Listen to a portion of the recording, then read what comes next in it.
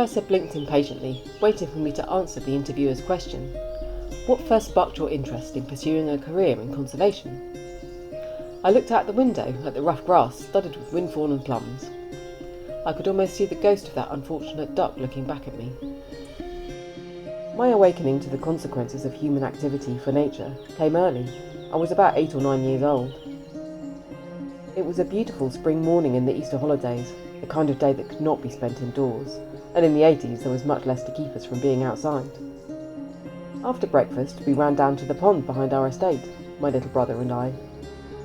The day's mission was to see if any of the tadpoles had their legs yet. As we craned over the wriggling black mass of tadpoles sunbathing in the shallows, I spotted something glinting in the reeds behind the carcass of an old shopping trolley. A flash of green. Curious, I picked my way through the muddy fringe of the pond to get a closer look.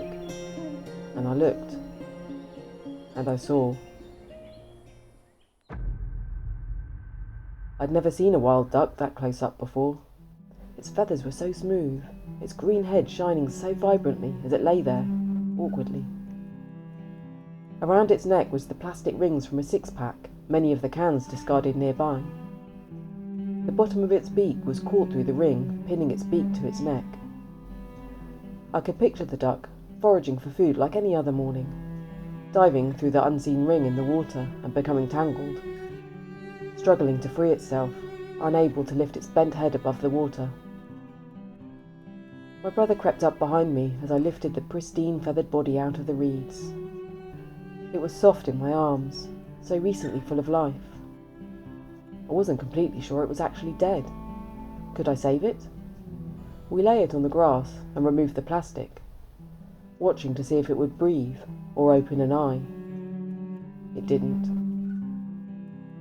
I looked at the cans, at the plastic rings, at the duck, and I began to feel something.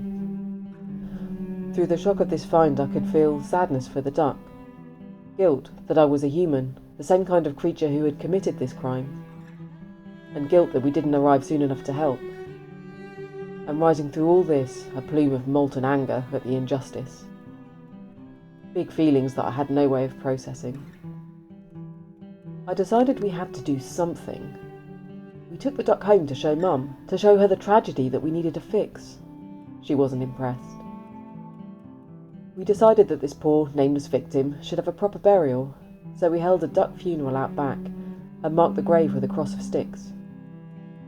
I grew up a bit that day and learned that not everyone knew what seemed so obvious to me, that ducks and all life deserve justice too, and I knew then that I had work to do.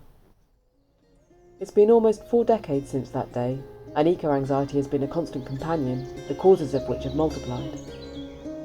What began then with sponsored walks and petitions on issues of animal welfare or environment led me by a long and winding path through environmental sciences to a PhD in ecology. Along the way, I found I can use my creative talents to weave optimism and empowerment with my science communication, and this brings me a lot of joy. Creativity and quiet time in nature have become the tools that I use to process my big feelings. I nod to the ghost duck looking back at me from under the plum tree. We still have work to do.